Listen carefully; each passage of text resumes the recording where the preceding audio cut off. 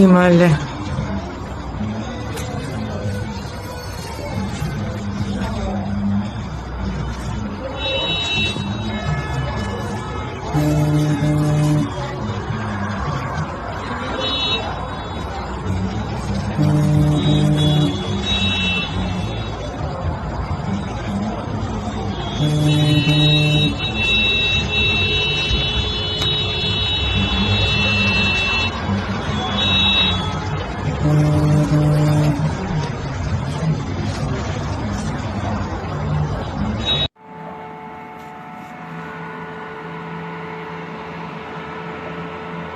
امید نیاوران الان صدای انفجار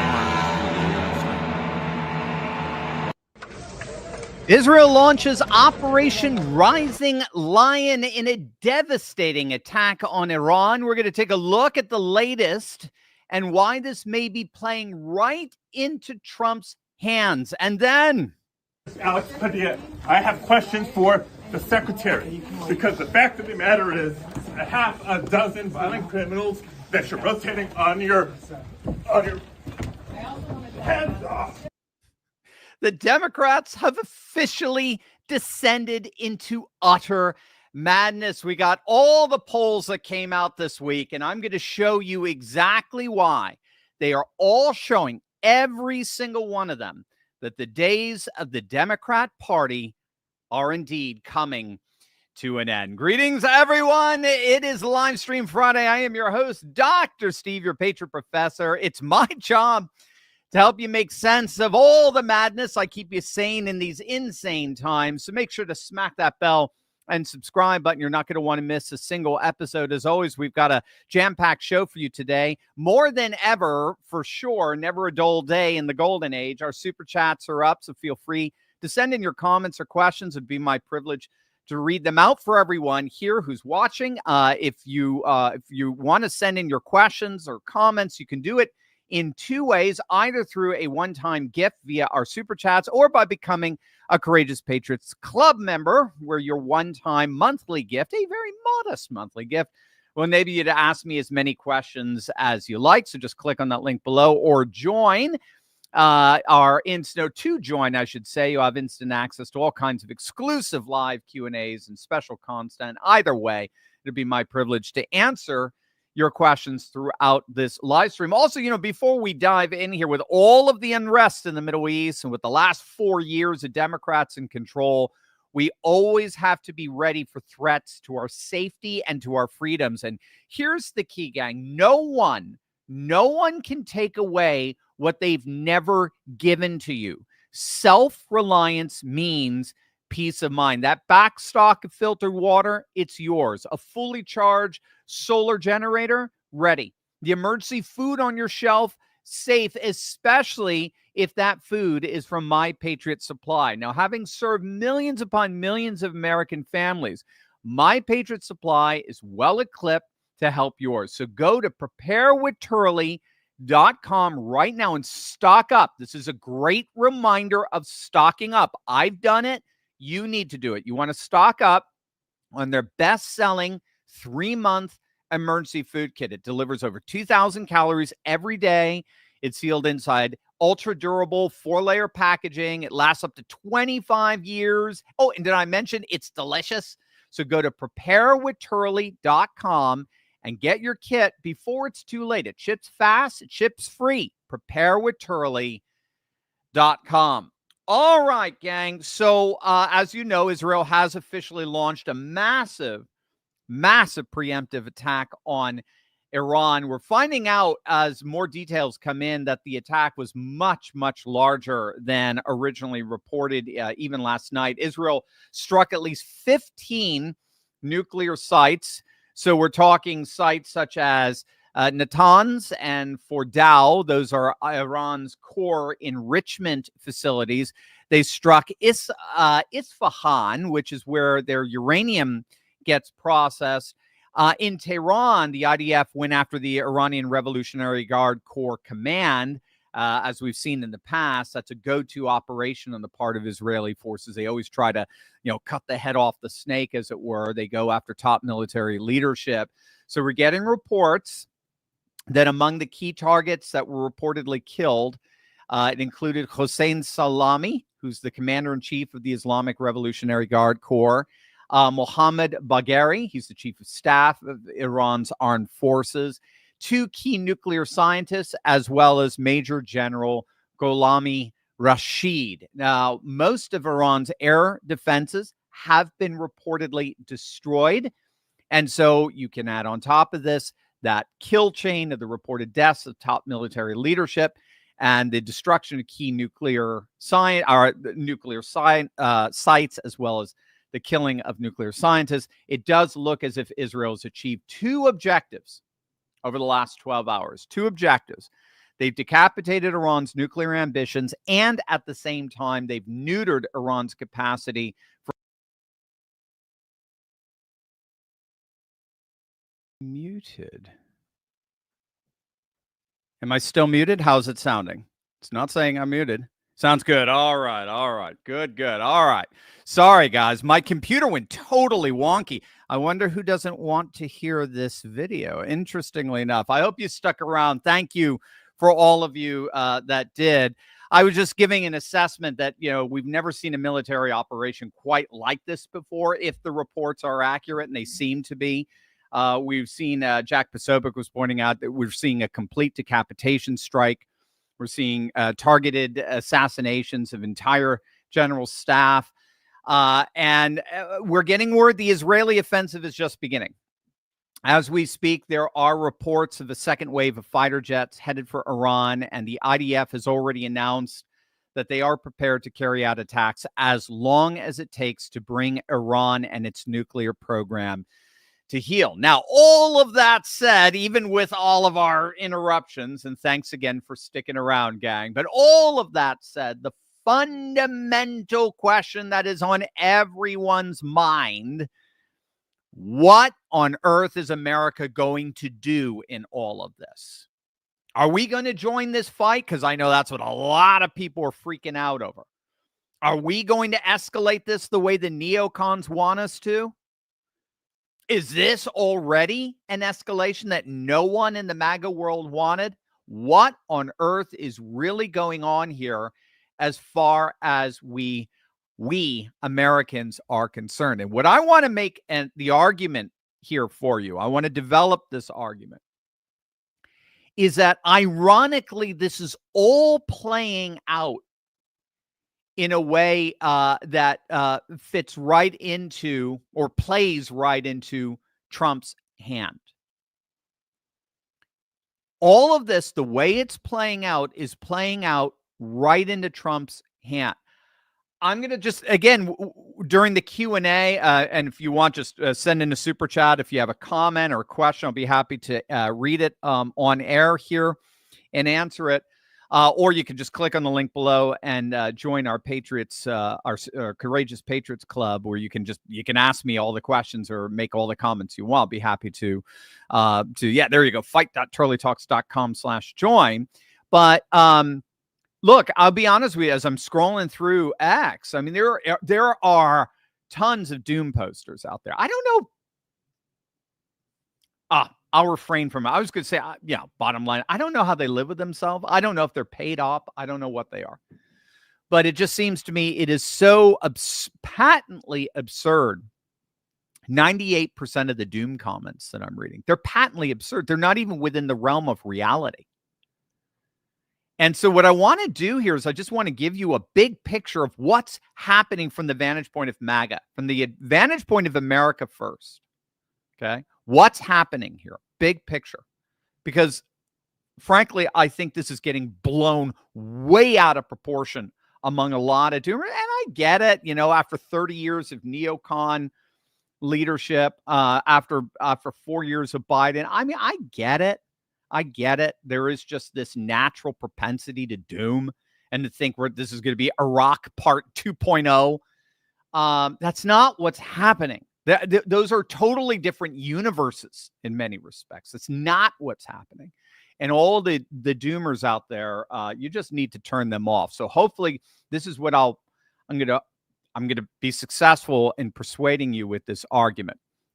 I'm going to argue that this is playing right into Trump and America First hands. First and foremost, we did not have to wait long to see how the White House would respond to this Israeli preemptive strike. As soon as there were reports of explosions, Secretary of State Marco Rubio released this message, quote, "Tonight, Israel took unilateral action against Iran. We are not involved in strikes against Iran, and our top priority is protecting American forces in the region. Israel advised us that they believe this action was necessary for its self-defense. President Trump and the administration has taken all necessary steps to protect our forces and remain in close contact with our regional partners. Let me be clear. Iran should not target U.S. interests or personnel." And that's what we're worried about. We're worried about, in terms of escalation, that Iran, in its retaliation, is going to set its sight on American targets. I'm not so sure, for reasons I'll develop as we go along. So there was nevertheless an immediate distancing, a diplomatic distancing of the United States from these Israeli strikes. And then shortly thereafter, President Trump weighed in. Quote, "I gave Iran chance after chance to make a deal. I told them in the strongest of words to just do it. But no matter how hard they tried, no matter how close they got, they just couldn't get it done. I told them it would be much worse than anything they know, anticipated, or were told, that the United States makes the best and most lethal military equipment anywhere in the world by far, and that Israel has a lot of it, with much more to come, and they know how to use it. Certain Iranian hardliners spoke bravely, but they didn't know what was about to happen. They are all dead now, and it will only get worse. There has already been great death and destruction, but there's still time to make this slaughter, and the next already planned attacks, being even more brutal, come to an end. Iran must make a deal before there is nothing left and save what was once known as the Iranian Empire." Interesting civilizational language there. No more death, no more destruction. Just do it before it's too late. God bless you all. So first and foremost here, what's absolutely key is that President Trump has clearly, diplomatically, and rhetorically distanced himself, his administration, the United States, from this attack. That is a huge geopolitical signal, right? We're getting reports now, and these reports are being read all over the world. They've been leaked over the week, that Trump did not want this. This was originally reported last night by the Wall Street Journal. President Trump had told Netanyahu on Monday not to attack Iran. He did not sign off on this, and Netanyahu ended up doing it anyway. Now, there are a number of analysts who believe that was all part of the psyop. That was all. It was Trump's peace deal, his nuclear disarmament deal, and his pushing back against Netanyahu over the week were all meant as a psyop to lure Iran into complacency. That's one of the arguments that's being, I believe, Scott Ritter is out there making that argument. I don't know. This is fog of war stuff. I don't know. And frankly, I'm going to say he don't know. We don't know. What we do know is, from the vantage point of all of the optics and of all of the objective metrics out there, explicit metrics out there, the United States is distancing itself from what Israel just did. That's the key posturing that appears to be non-negotiable here. This is Israel doing what it thinks it needs to do. The Trump administration is stating unequivocally that this was a unilateral strike by Israel. The United States was not in any way, shape, or form involved. And so this is a sovereign nation in the region preemptively striking another sovereign nation in the region in the name of defending its own national interests. And that's absolutely key. These strikes may be in Israel's national interest, but they're not in ours. Not by any stretch of the imagination. They're not. And what's so fascinating here is that even Democrats are lining up behind Trump on this. And that includes none other than Pocahontas herself. Take a look. Deeply disturbing. And look, I don't agree often with the Trump administration, but I think here it is important to say we need more negotiation, we need de-escalation, we need to get to a deal. This has the possibility of spinning entirely out of control. So we need to get these parties back to a negotiating table. We need the administration in there helping try to negotiate something among them. This is truly a dangerous situation. So as you can see, there's clearly no bipartisan appetite for escalation or to even remotely get involved in this, despite what the neocons may be craving, particularly on Fox News. Washington looks rather united in their opposition to getting directly involved in this. Now, that said, let's be real. Let's take a peek behind the scenes. And again, this fully acknowledges the fog of war. But most pundits believe that it was impossible for the IDF to carry out a military operation of the scope and magnitude without at least some U.S. intelligence and reconnaissance, okay? And we clearly saw last night, if you were watching, all of the chest thumping among the neocons, particularly Sean Hannity, had all the warmongers on. We're talking Mike Pompeo, Mark Levin, Ted Cruz giving their wartime speeches of how we need to destroy Iran and the mullahs. Death to Israel. They chant death to America, and we can't allow. The whole litany of apologists for getting the United States involved directly with this war. And keep in mind, neocons have been doing this now for decades. Netanyahu, Mark Levin, Sean Hannity, they have all been beating the drum about Iran's nuclear weapons program for freaking years. This is a list. This is a list that goes all the way back to 1992, when we were told that we're 3 to 5 years away from a nuclear weapon. 1990, Pat Buchanan has been pushing back against these neocon claims for decades now. And Kurt Mills of the American Conservative magazine, he was just on with Steve Bannon. He had a very, very good point. Again, regardless of where anyone stands on these strikes, I'm trying to be as objective and as descriptive rather than prescriptive on these things. But over the decades, when it came to Iran, whether we like it or not, the goalposts kept getting moved. First, it was no nuclear weapon. They can't have a nuclear weapon. Iran cannot be allowed to have a nuclear weapon. Then it was, well, Iran cannot be allowed to enrich. No enrich, because the moment they enrich, that's it. It's over. Then it was, well, no, what we really need is a regime change. You see, the goalposts just never stop moving. And now neocons out there right now as I speak, I kid you not, they are coming out and saying Turkey is next. We need to take out the Erdogan regime. There you are, AEI, American Enterprise Institute. Turkey is next. These are neocons. It never stops. Neocons are addicted to the vision of Pax Americana, where the American military force can reshape the world in our image, and supposedly guarantee a lasting peace, of course, at the other end of end of the barrel of a gun. And because their scope is the world, it will never end. Trump can never appease neocons. There is no, all they know is escalation.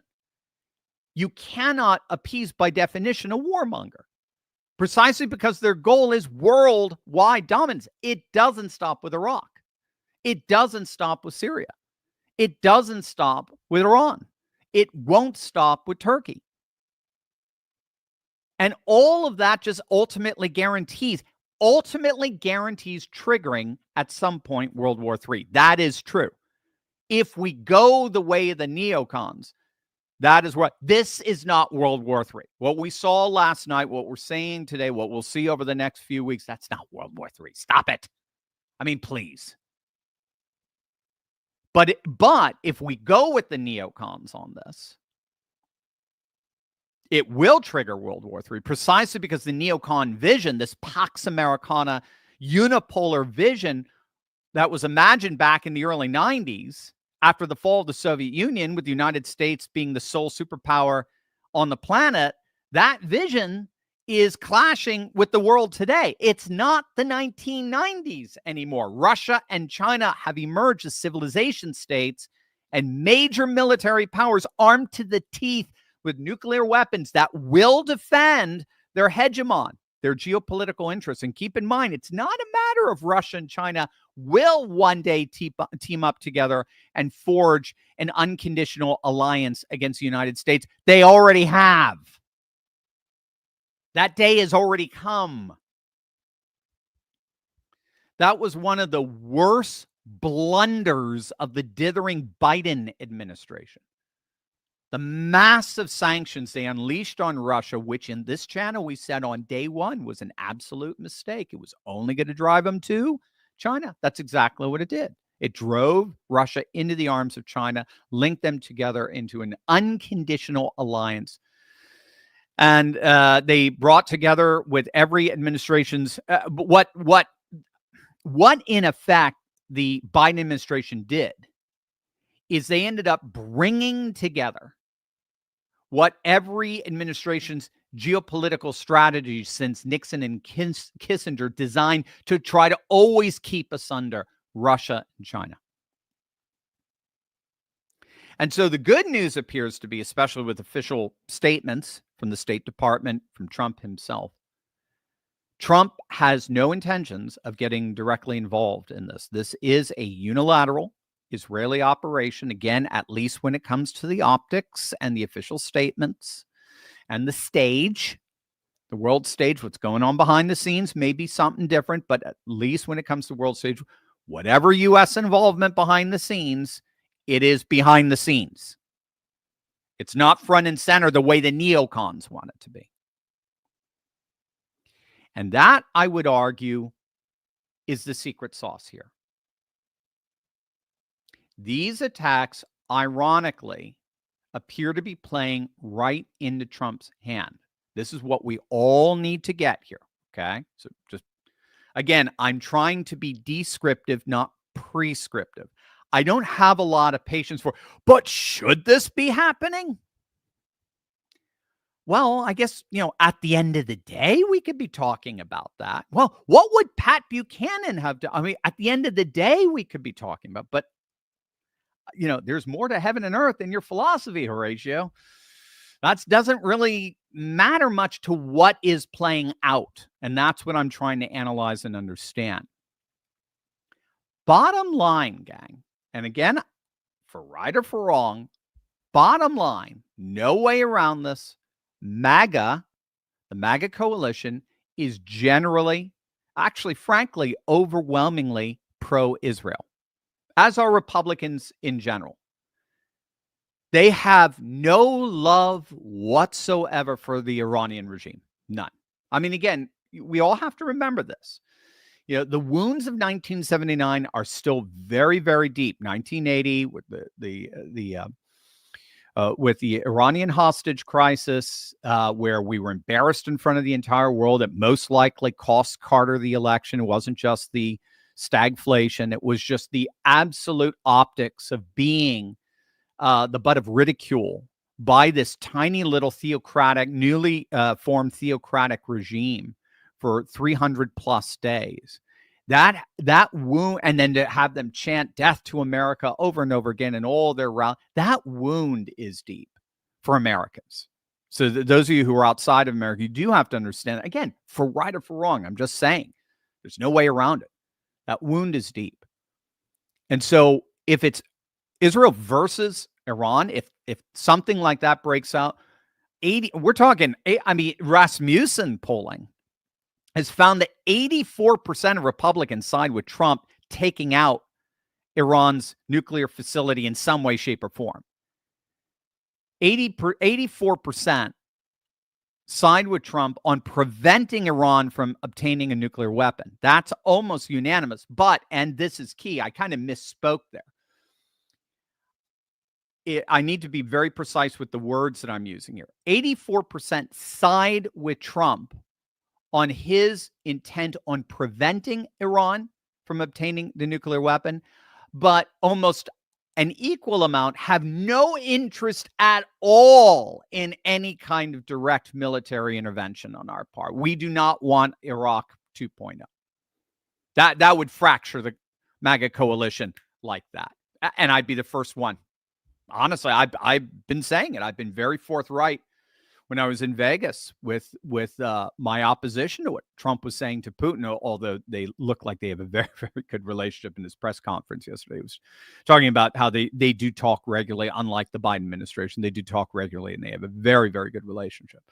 But I mean, he put out a tweet that was just ridiculous, talking about, Putin, you're playing with fire. You better not be doing it. It's just like, dude, this thing in Ukraine ends when Putin says so. You know that. You even admitted that. Zelensky's got what? No cards. You got no cards. This ends when Putin says it ends. So if NATO is going to escalate this, and that Trump saying, therefore, with Putin's actions is going to cause NATO escalation, so Putin's playing with fire. No, you are. I've been very forthright with that. Were Trump to lead an offensive into Iran with American ground troops and tanks, I'm gone. I'm gone, and I'm sure a lot of you are gone. That is not what we voted for. So he knows this. But he also knows that 80+% do not want Iran to have a nuclear bomb. That's the dilemma that Trump is in. His base is near unanimous in their support in stopping Iran from getting a nuclear weapon, but they do not want, under any circumstances whatsoever, another major American military conflict in the Middle East, period. Enter Operation Rising Lion. Okay, Israel do it. Operation Rising Lion, for right or for wrong, Operation Rising Lion resolves that dilemma. That's what I mean by playing into President Trump's hands here. The MAGA base wants Iran's nuclear program obliterated, but they don't want the United States to be the one to do it. And that dilemma is precisely what Israel's strike appears to resolve for Trump. So he needs to distance himself from Israel, claiming that this strike was indeed unilateral, while at the same time saying, hey, man, I did everything I could. I did everything I could. Secure a deal to get, I don't even sound like him. Why do I do that? I did everything I could to secure a deal. That's right. You got to you just got to be outside yourself to do it, Trump. I got to do everything to secure a deal to get rid of the nuclear program, but the mullahs didn't want it. I don't like the mullahs. So, and he's saying there's still time. We could still work something out, but time is indeed running out. I want peace. I want the end of death. There were two ways for us to do this, right? We could have hashed out a peace, could have hashed out a deal. You'd make lots of money, no nukes. We'd have to be able to trust you. Obviously, that's a hard one. But nevertheless, we could have worked out a deal. But you rejected it. And so what was the only, Israel wasn't going to allow for it. I didn't get involved with that part. My part was the peace deal. Israel's part, I was the carrot. Israel's the stick. So the MAGA base gets what it wants. It gets a nuclear-free Iran with this strike. But at the same time, we don't have to be the ones who did it. So this may turn out to be another massive win for Trump. We'll just have to see how this all plays out. Now, of course, what we're all worried about, and Marco Rubio made it immediately clear, I believe in the second sentence of his statement last night, if Iran strikes American targets in its retaliation, there will, of course, be massive American retaliation, very swift retaliation. But it's a retaliation that, in the end, frankly isn't going to bother MAGA as a coalition, because we're not talking a ground assault. We're not talking tanks and troops, not by any stretch of the imagination. This is not a ground war. There are standoff cruise missiles. There are F-35s. There are stealth fighters. Frankly, it looks like Israel just decimated Iran's capacity to respond in any real significant way. And even Israel is nowhere near talking about tanks and troops on their end. That's Gaza. That's in their backyard. That's a soft target. Iran's a hard target.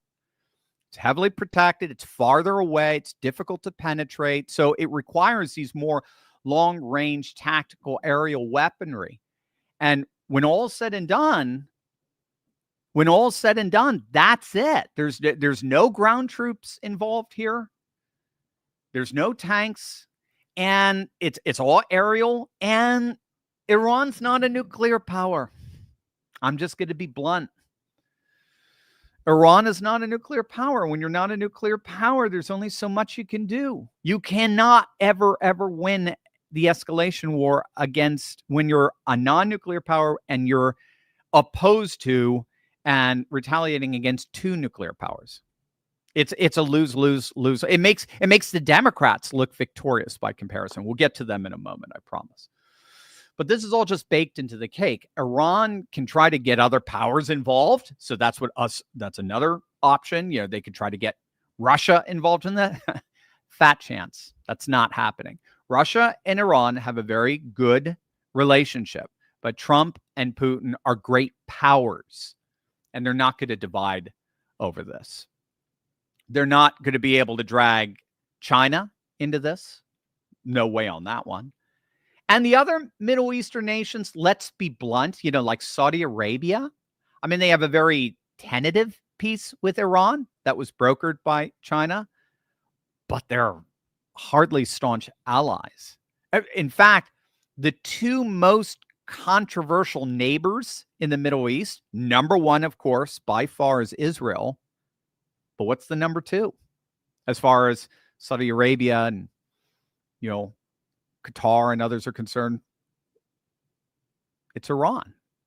So it looks like Iran's been relatively geopolitically isolated, and I just don't see any way how they can really muster a major counteroffensive to this. So at this point, I do not see this developing or escalating much more beyond what it is, a conflict between the two most controversial neighbors in the whole of the Middle East, that probably a lot of the Middle East countries would prefer them to knock each other out. But regardless, what's obviously not going to happen, but this is going to remain, as I see it, a conflict between Iran and Israel. It's going to be very hard to escalate. They can hit the United States, but the United States will just hit, targets, military targets in the region, but they're just going to hit back all the harder. And it's a mutually assured destruction. You're going to get crushed, and they can't win the escalation ladder with us. So it seems to me Israel has the clear upper hand, for right or for wrong. But again, we will keep an eye to see how things develop here. But I'd love to hear your thoughts on this.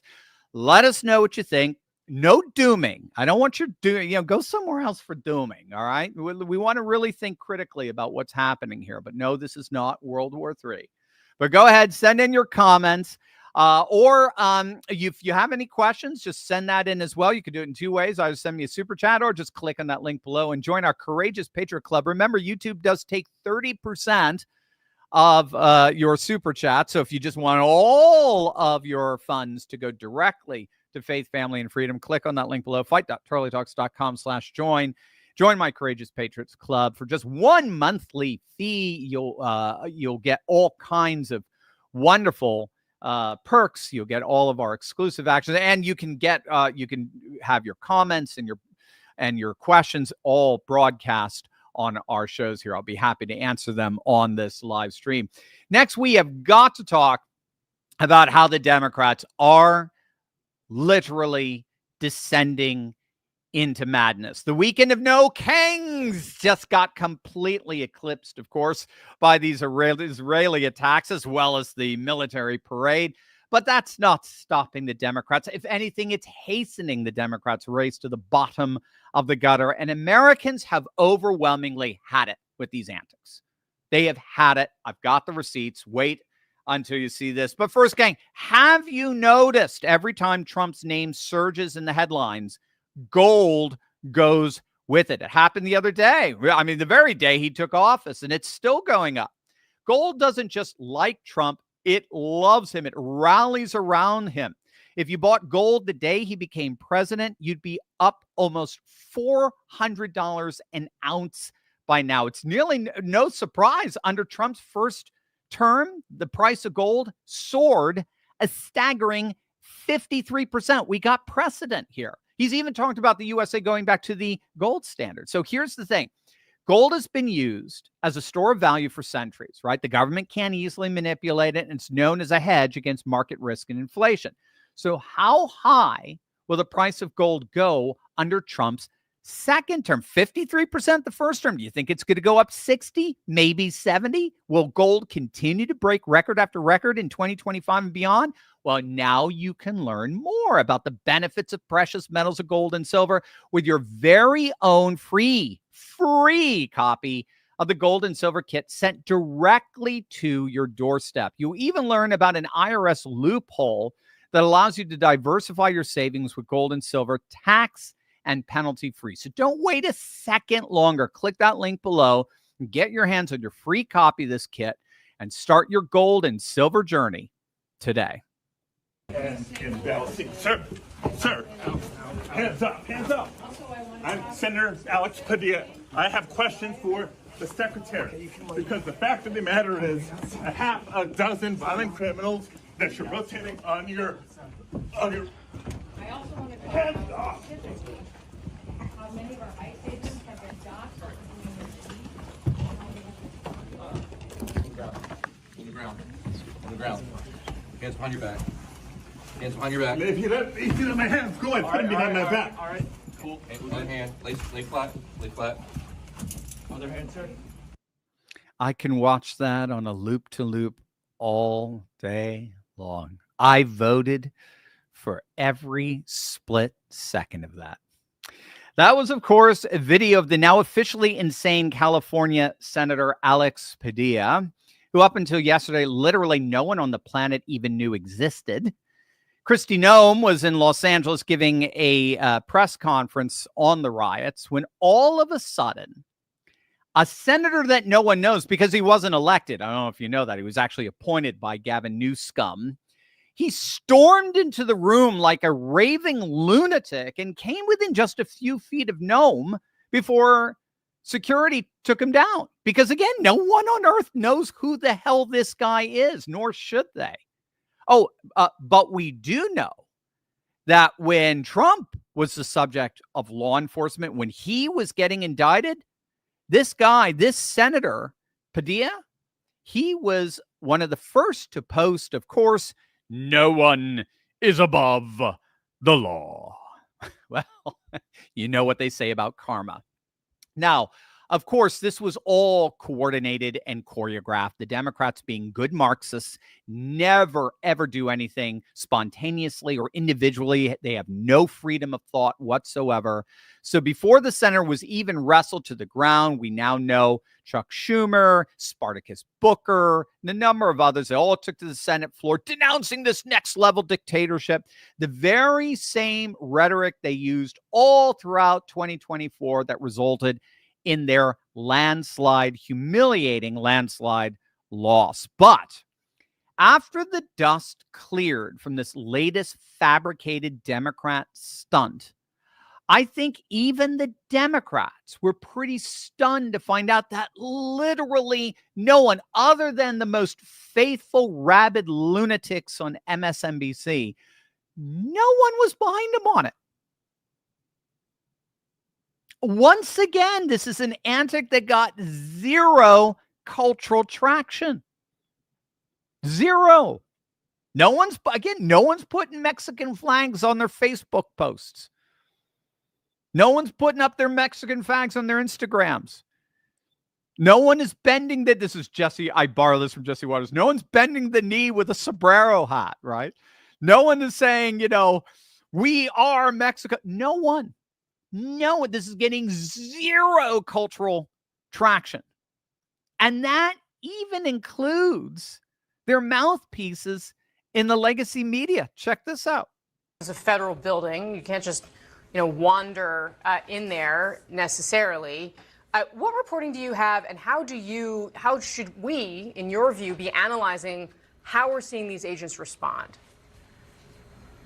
Well, it's easy to think about this as one incident, but actually from a law enforcement perspective, we're really looking at three separate incidents that happened within a short period of time. First, you have the DHS secretary who is addressing the press. This was not a Q&A period, and she's interrupted. She's interrupted by someone who is speaking very loudly, and so her security detail confronts what we obviously now know to be the senator, and at that point, he is now going to be escorted out. You can't interrupt something like that that's already in progress without having those consequences. But the second incident, in my view, happens the moment as officers are trying to lead him out, he then turns and walks back towards kind of into those agents. At that point, from a security detail perspective, we're taking this person out against their will. We've asked the person, and again, this is all happening very quickly, but the moment he then turns into them, they realize this is not someone who is going to comply. Yeah. We're taking him out against his will. I love it. When you've lost CNN, how did it work out for Biden after June 27th, the debate, when he lost Tapper and CNN? Because that's when Tapper went, oh, I can make millions on a book. Oh, yes, excellent. But when you've lost CNN, I mean, what are you going to say? And it's not just CNN. Democrats like Stephen A. Smith, they are openly wondering what the hell has happened to this party. This Senator, Alex Padilla, can Kristi Noem speak? Could you have waited till she finished to ask your questions? To shout your questions? You are a senator, right? You couldn't wait?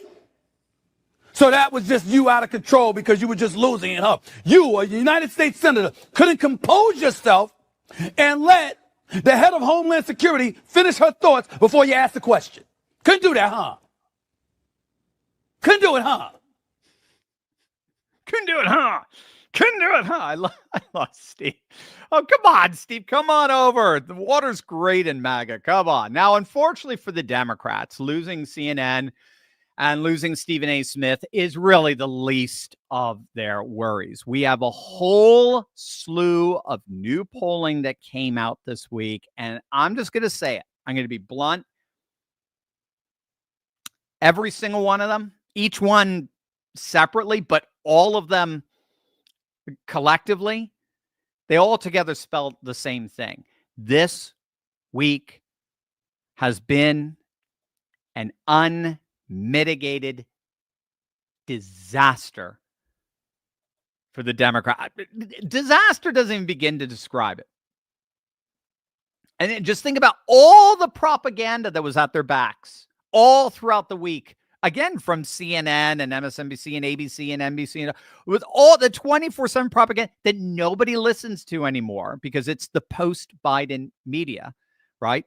More than 60% of the nation believes the media lied to them during the Biden era. That's not going away anytime soon. The trust and confidence that the vast super majority of Americans have had in the past, the media is gone. Okay. But here, I'll give you, even with all of that, here's the results.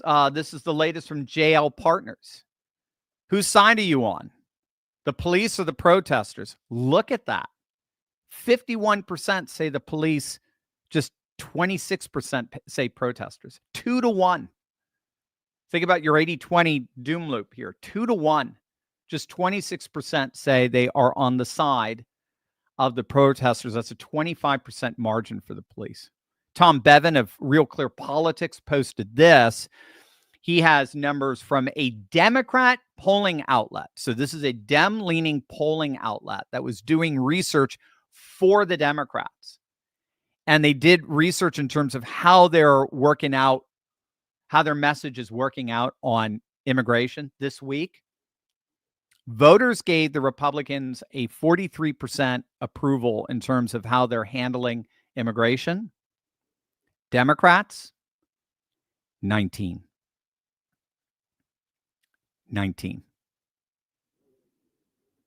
54% disapprove of Republicans, 77%, almost 80%, almost 8 in 10 disapprove of the Democrats' handling of immigration. So Republicans were 11 underwater because 54% disapproved and only 43% approved. So they were 11 underwater.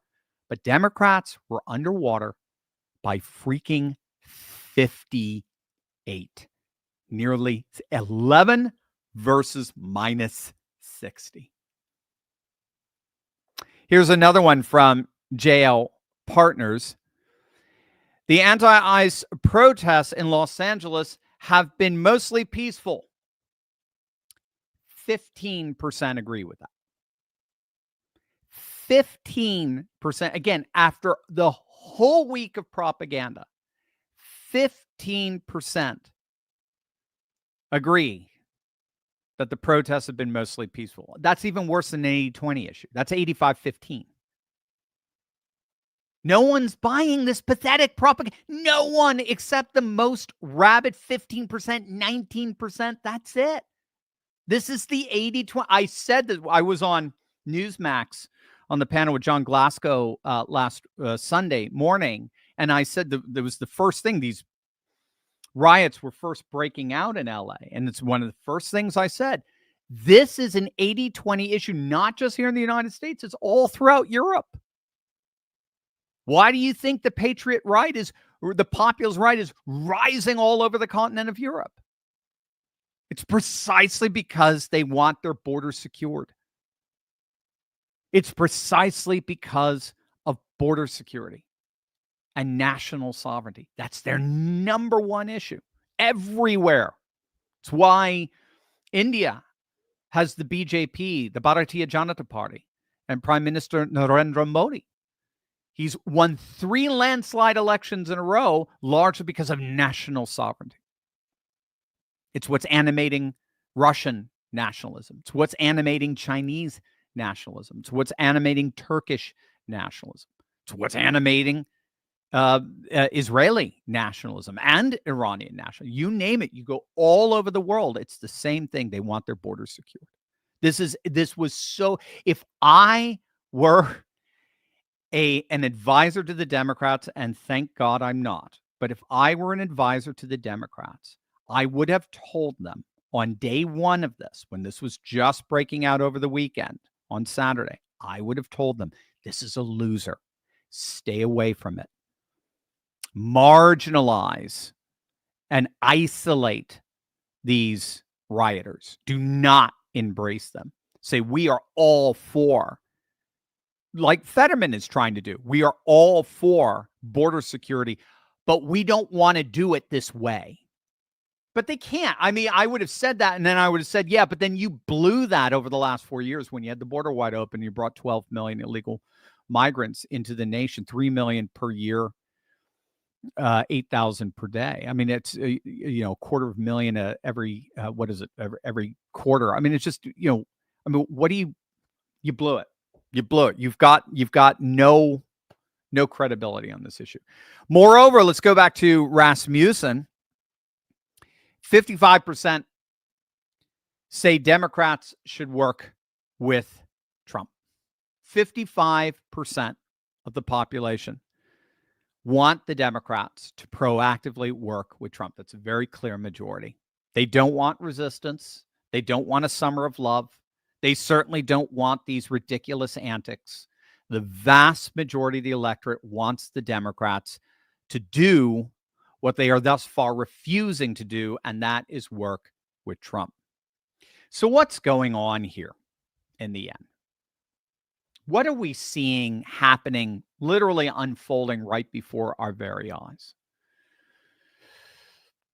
In the Democrats' descent into madness, we're basically seeing the Democrats become overtly who they really are.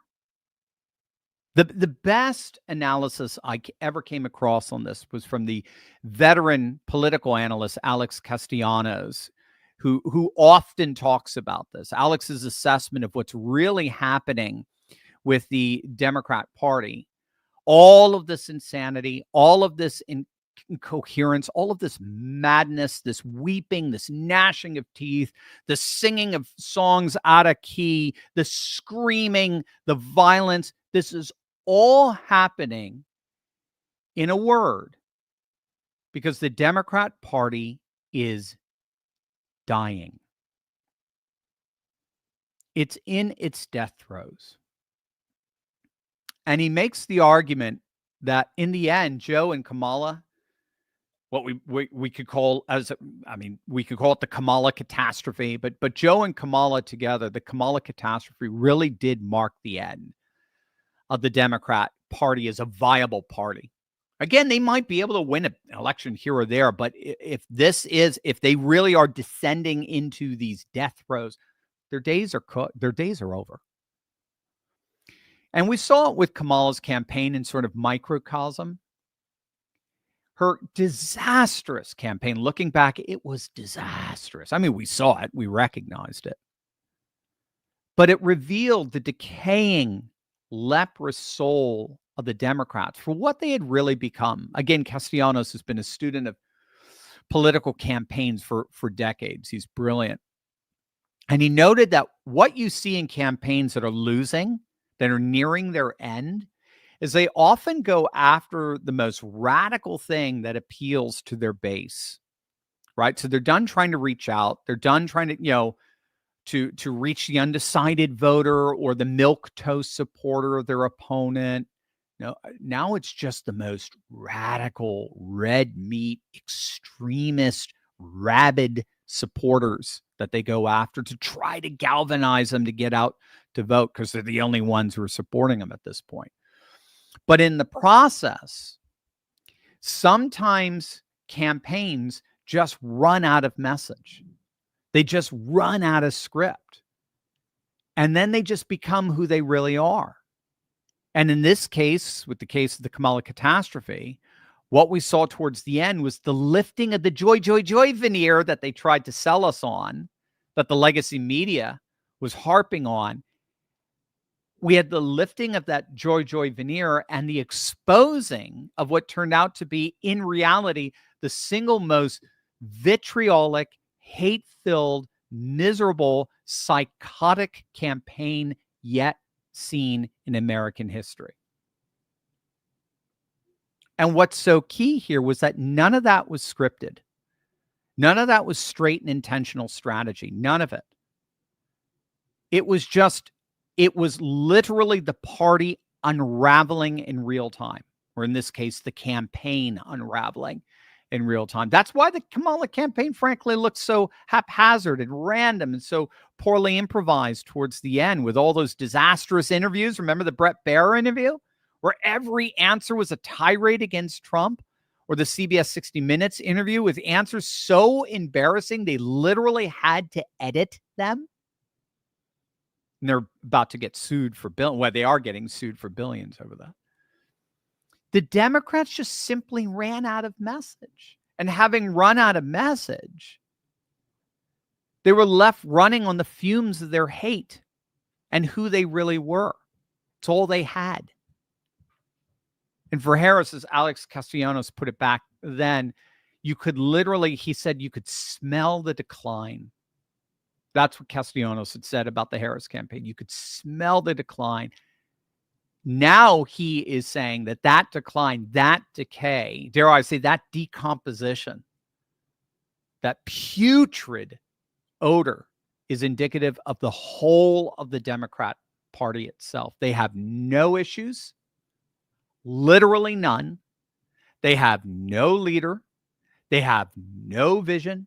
And without issues, without vision, without leadership, and by the way, and not to add in the voter registration tallies, they're literally hemorrhaging voters as we speak. Nationally, Republicans have over 1 million newly registered voters advantage over Democrats.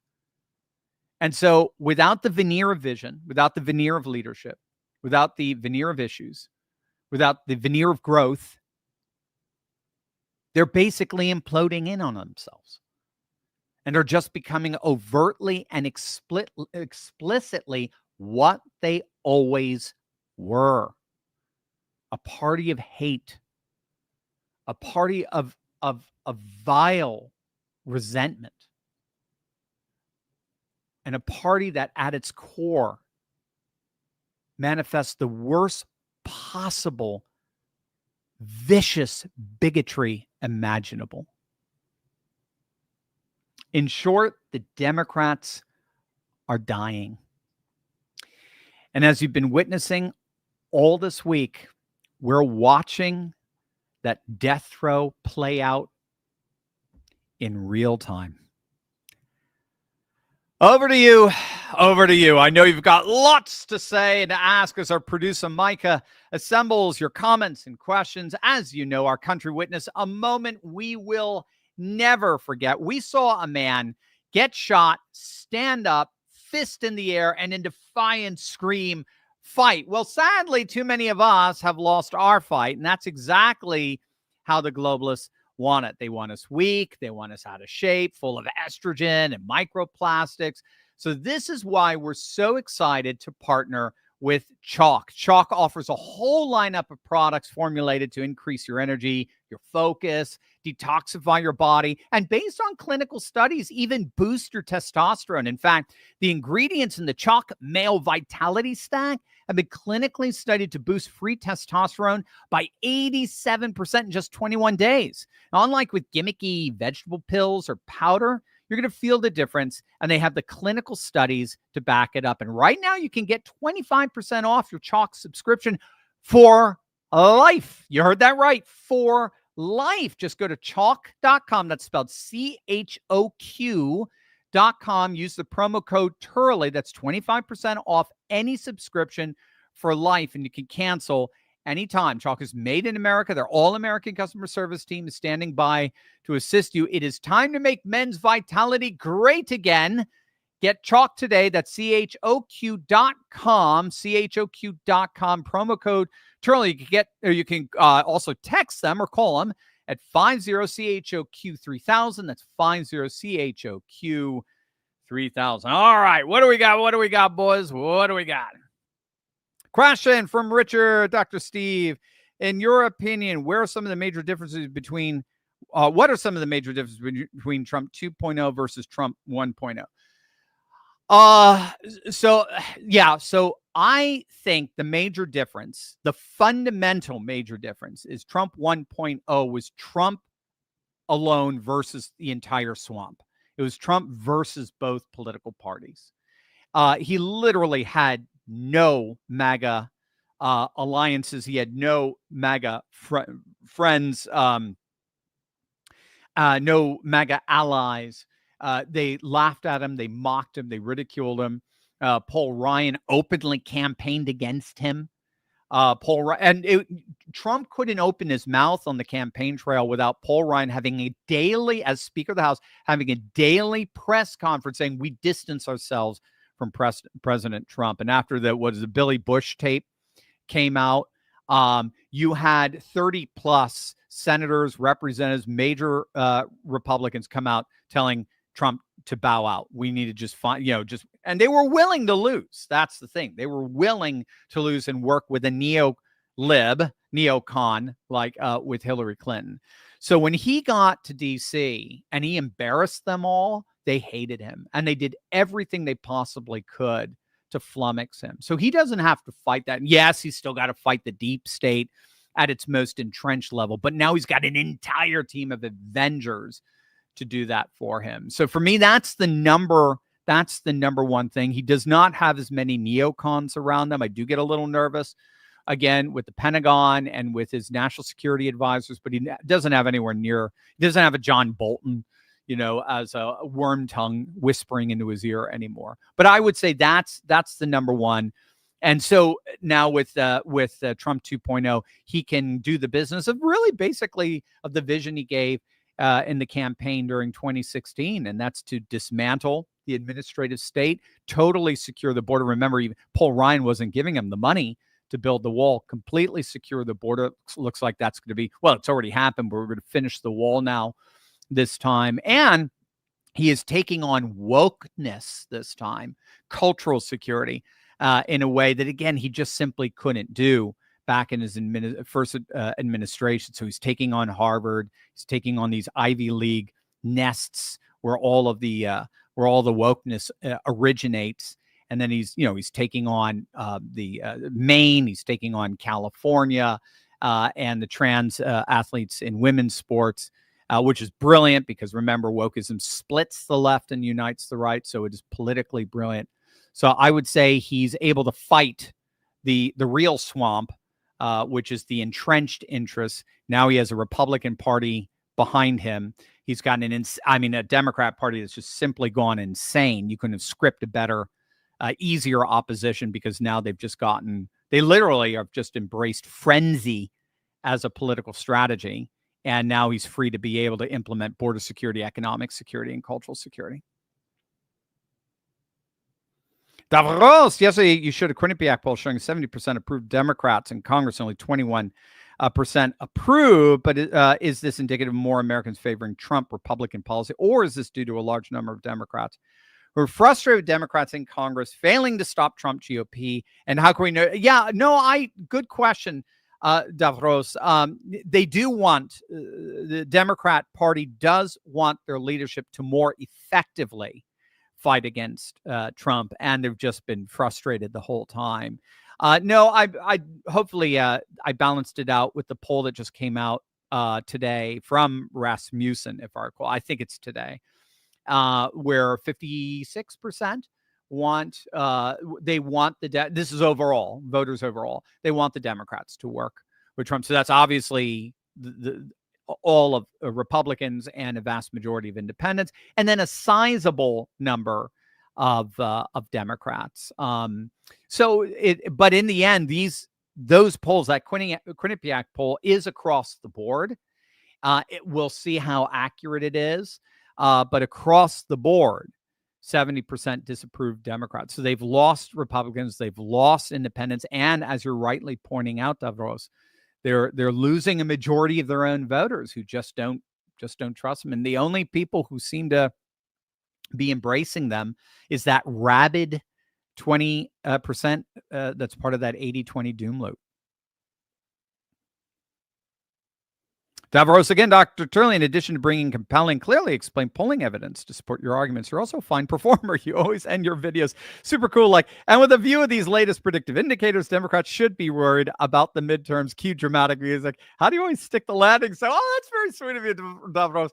Well, I do. That's very funny. You bring that up. That is purposeful. I think the key is, I taught rhetoric for almost 20 years at a classical school.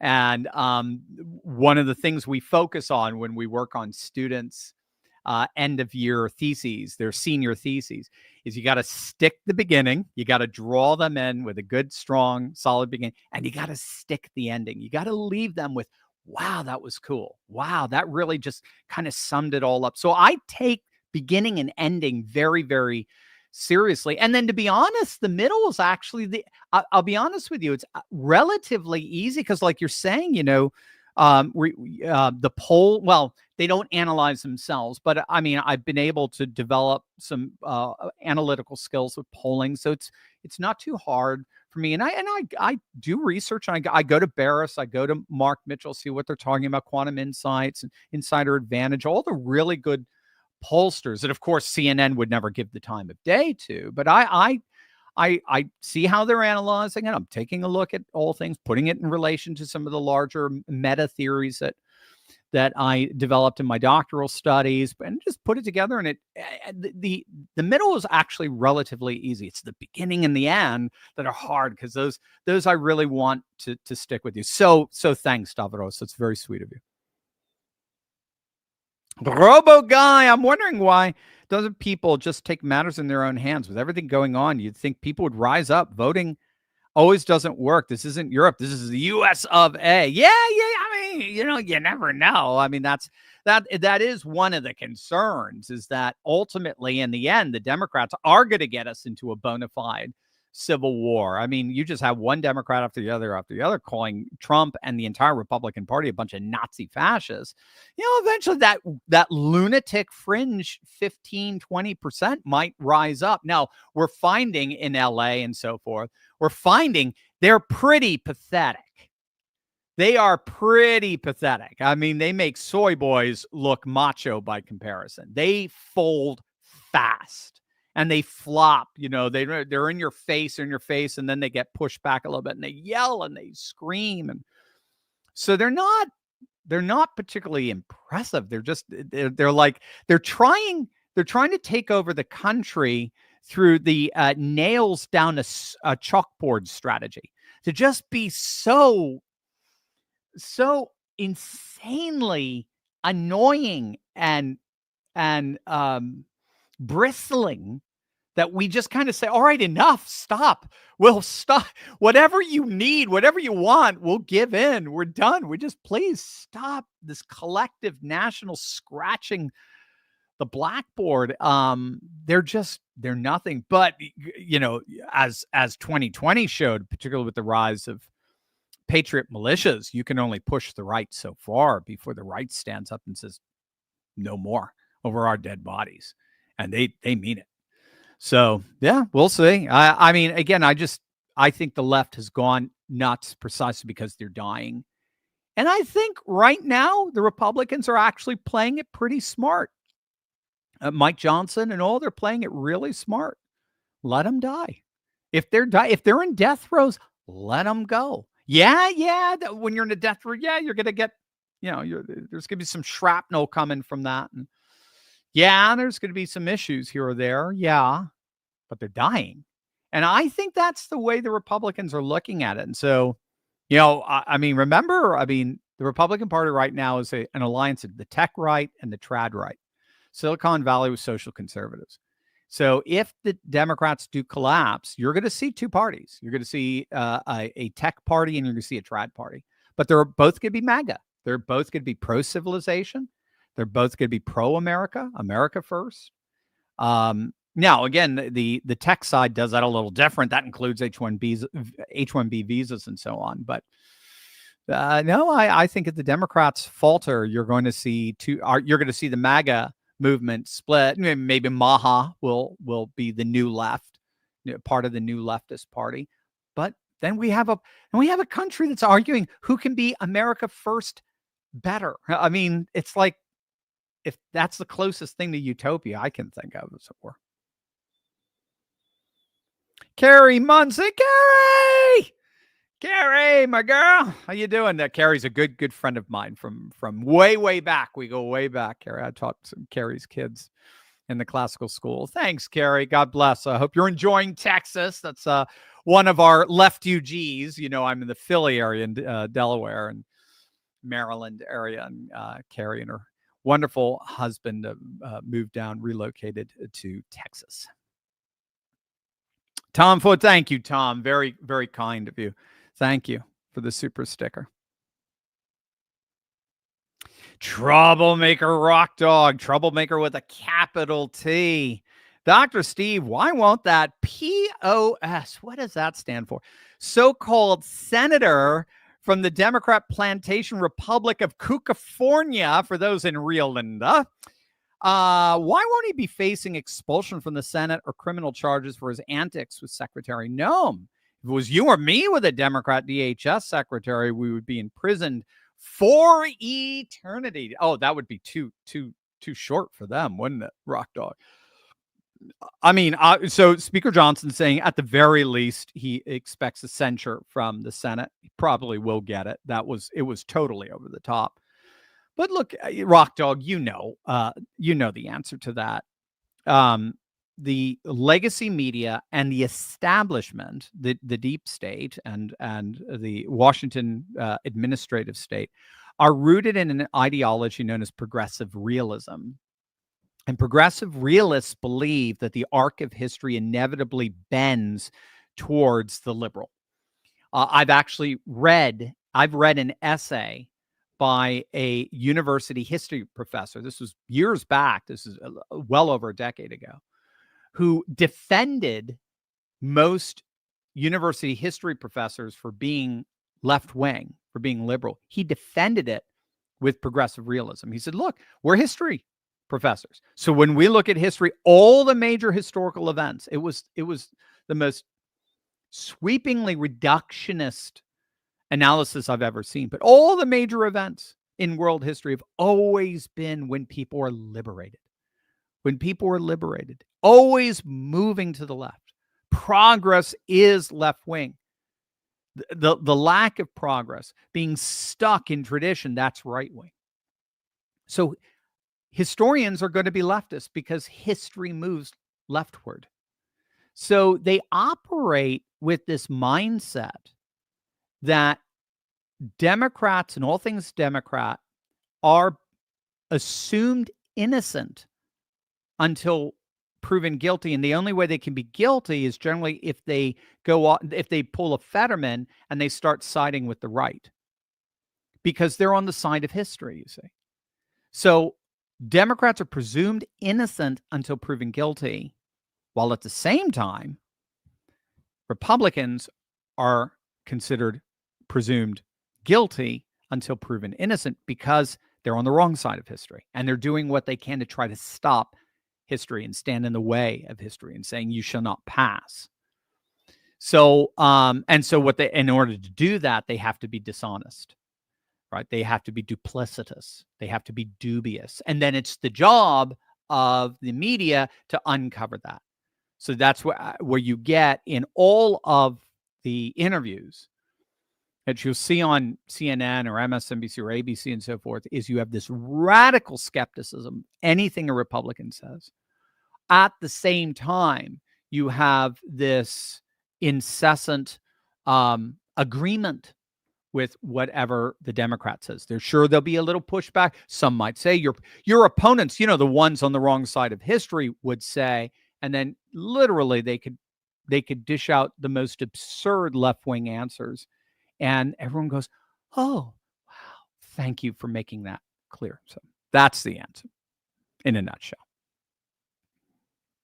Robo Guy, how do you think if they try to drag us into war, most soldiers will refuse to fight or refuse the draft? No way they can jail everyone. Yeah, I mean, there would be tremendous pushback. There is no appetite whatsoever, either on the right or the left, period, end of discussion, for anything even remotely military interventionist in the Middle East. There is none whatsoever. Now, again, are we going to send some cruise missiles in there? Yeah. I mean, we've dealt with that before. That's, I hate to say, but in modern warfare, that's just sort of old hat.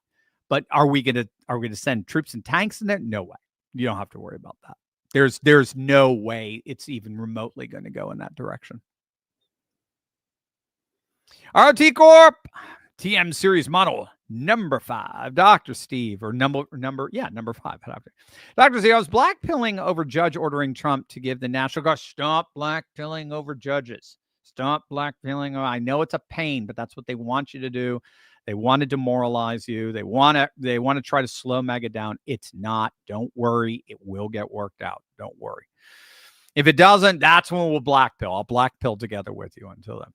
But anyway, ordering Trump to give the National Guard back to Newsom. But it looks like that's not the case. That's right. Ninth Circuit overruled it. It's probably a small silver lining for Newsom. So long as Trump holds the National Guard, anything bad happens, he's to blame. Newsom can use that as a shield. He doesn't have to look conservative anymore by fighting Trump and keep to his progressive ideals, but can deal with things in the background. Well, I don't know if you saw ROT, but the Ninth Circuit they overturned that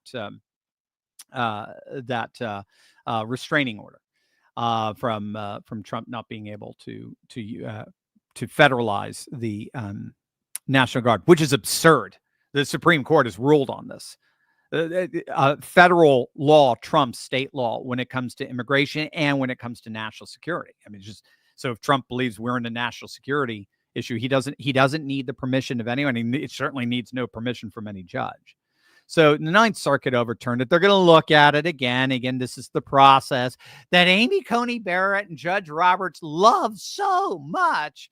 They're going to look at it. But in the end, this thing is going to get tossed out. The Supreme Court precedent is overwhelming on this. The president, I mean, John F. Kennedy, Democrats and Republicans have nationalized Bill Clinton, if I recall, nationalized the National Guard, or George Herbert Walker Bush, I think last time in the 92 LA riots. So don't worry about that. Again, these are just judges doing their thing. They're completely anonymous. They're sitting in their little insignificant offices. What is it? 700 of them or so, 800 of them. They're sitting in their totally insignificant regional offices. And then all of a sudden, out of nowhere, they realize they can become national stars with this one ruling. And then they get forgotten they end up in the ash heap of history because they know it gets overturned. Troublemaker Rock Dog Dr. Steve, what's happening around the country with ICE riots and this No Kings BS is an insurrection by the Democrat plantation. I believe the Democrat plantation must now be declared a domestic terrorist organization. All the entities funding this BS, especially Soros, should be tried for treason. Sorosan, I guess I would say. Your thoughts? I'm getting there with you, my friend. I'm getting there with you. Again, there's a part of me that's just saying they're dying. Just let them die. Seriously, they're dying. Let them die. This is death throes stuff. But that's Alex Castellanos' assessment. This is just death throes stuff. Let them die. Don't do anything to resuscitate life into them. But I'm with you. I mean, if this continues to further spiral out of control, I mean, I think Trump is going to have to come in and this is, if they're playing the part of Jefferson Davis, if they're playing the part of, we're going to remember Civil War started with, and I'm not taking a side. I'm just saying it officially started, at least in one assessment, with Southern secessionists firing on federal troops. I mean, that's basically what we're seeing is we're seeing these nutty left-wing blue state rioters getting violent with federal ICE agents. I mean, and then you start bringing in National Guard and the Marines. In the end, that's what the legacy media is flipping out over. They know we'll have the high ground. They know if a troop, God forbid, is killed by a rioter, it's over. And Trump can do anything he wants at that point. Davros, what is the difference between Trump federalizing California National Guard to stop rioting and obstruction of federal law in California, and Eisenhower federalizing the Arkansas Guard at Little Rock in 59, Kennedy federalizing the Alabama Guard at the University of Alabama in 63? Davros, I smell sarcasm on your part. Of course, the answer to that would be not a smidgen.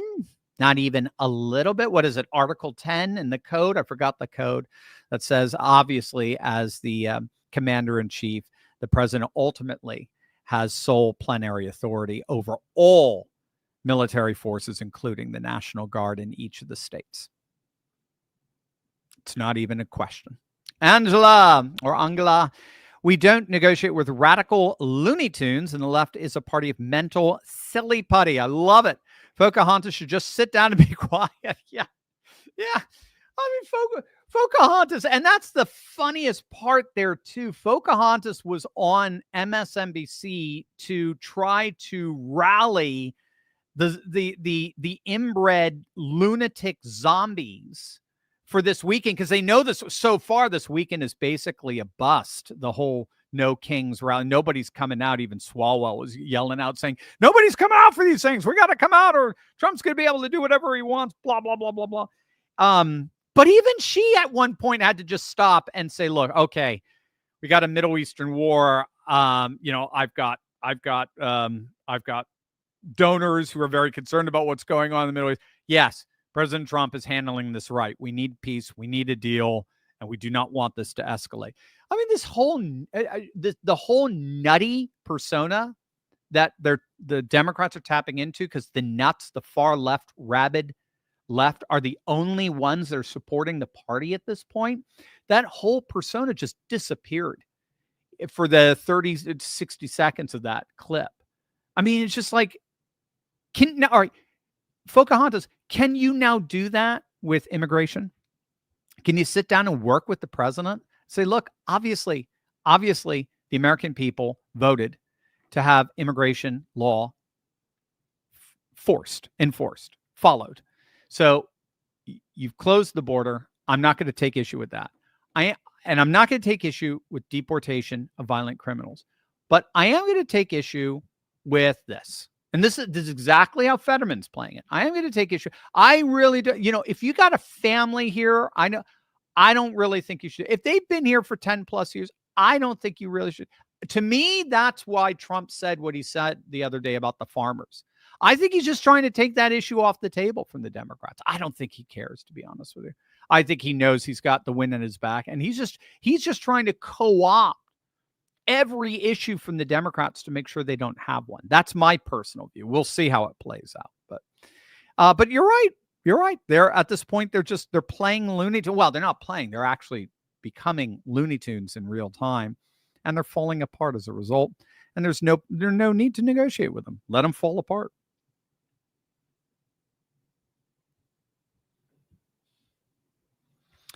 Team Medium Publishing. Samantha here. Hi, Samantha. Thank you for the gift. Pray with Genesis 12:3 in mind. I bless those who bless you, and whoever curses you, I will curse you, and all peoples on the earth will be blessed through you. The Abrahamic prayer of Genesis 12. Yes, absolutely.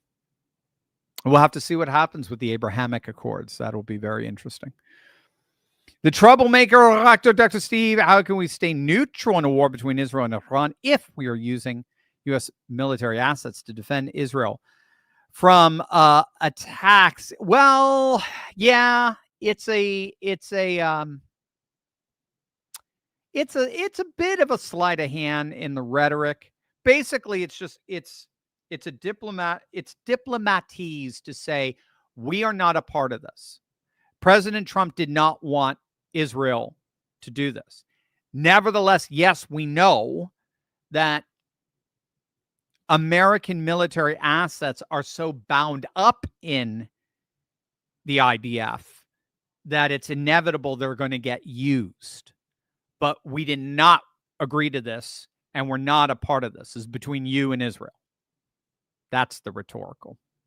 Sleight of hand. It is a bit of a sleight of hand. That's why I admitted, in the end, you can rhetorically and diplomatically distance yourself from what's happening, but can you actually defensively, objectively distance yourself? Probably not. But what's Iran going to do, right? What's Iran going to do? And when you say, again, so the neutrality is diplomatic. Full consistency in life doesn't really exist. You know that. Oh, our producer Micah, let's see, just a second ago said Iran has called Trump per NBC. That's good. You want diplomatic ties. Let's see if you get any info on that. Micah, let us know. Iran calling. Oh, stop. And I know what he said. We effed up, man. We effed up. Hangover. Very, very funny movie. Very funny. All right. What else we got? Terry, Dr. Steve, I hope that Israel is the stumbling block to the conservative movement. Oh, sorry. I hope. I worry that Israel is the stumbling block to the conservative movement. Men like Tucker Carlson and Andrew Torba, founder of Gab. Yeah, no, Andrew. I've interviewed Andrew. Insists that not only is Israel no better than any other country, but that they shouldn't even exist. Anti-Semitism of the right has been my pet peeve, and as cover for it, its practitioners profess a preteristic interpretation of the end-time prophecies in the books of Isaiah, Ezekiel, Daniel, Obadiah, Zechariah, and Revelation come. Well, I'd be careful with that. I get what you're saying. Preterism could be. So preterism is, for people who don't know, and you explained it, Terry, well, is that the end time prophecies were generally fulfilled in 70 AD with the destruction of with the Second Temple and Jerusalem and the eventual diaspora of the Jewish people. I think that was later on in 135 AD or so. And so most of the apocalyptic like revelations are actually pointing to the end of the world of Israel, the end of the old world, and then the beginning of the world of the church, the age of the church. But preterism's been around for centuries. You don't need you don't need like an anti-Semitism to push back, to adopt, I should say, preterism. Preterism's, and there are partial preterists who see a lot of it fulfilled in 70 AD, but and I would be more or less a partial preterist, but with more to come, obviously. That's more of a microcosm of the larger macrocosmic, literally cosmic end of the world and the transfiguration of all things being made new, Revelation 21:5. So I'd be careful with that. I just don't want to throw baby out with the bathwater on this. Yeah, look, I think there are very prominent spokespersons like Tucker, like Andrew, that are very critical of Israel. But they are, for right or for wrong, they're in the minority. I mean, they're in the super minority. Most of MAGA, I've seen a lot of polling on this. We could have Mark Mitchell on. Mark could give us all the granular, or Rich, I'm sure. But I know Mark has polled this. MAGA is pro-Israel. There's just no way around it. Now they're not pro-intervene on behalf of Israel. They're not that. But they are basically like, give Israel whatever it needs to do whatever it needs to do. Yep, we're behind that 100%. Yeah, I mean, that's MAGA. I'm sorry. That's just the way it is. We could be very anti-Israel and recognize at the same time we're in the minority, a super minority. I'm talking like, 10% minority. So I don't think it's an issue of splitting the actual MAGA movement. There might be a split. That anti-Israel, kind of Candace Owens paradigm might be far more prevalent.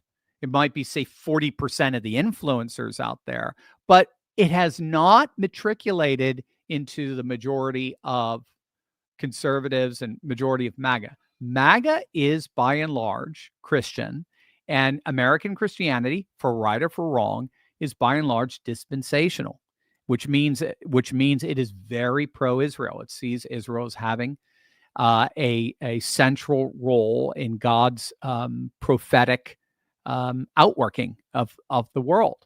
And so they want to be on the right side of God.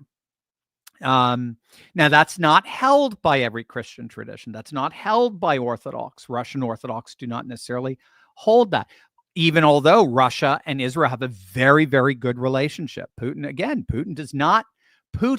has a bad relationship with the West. That's it. Everybody else he's has a very amicable relationship. That's what a lot of people don't understand about Putin. It's us. We are the aggressors towards Putin, not the other way around, generally speaking. Sorry, Mark Levin. So I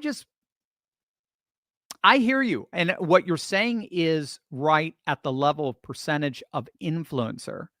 It is inordinately, the anti-Israel sentiments are inordinately represented among influencers, but they're not in America. And the American First MAGA movement, it's overwhelmingly pro-Israel. You're not going to find anybody, again, among the movement, among the grassroots, going rah-rah Iran. You're just not going to find it. Rah-rah Palestine. You're not going to find it. You're just not. And honestly, I thought the stumbling block was more Russia.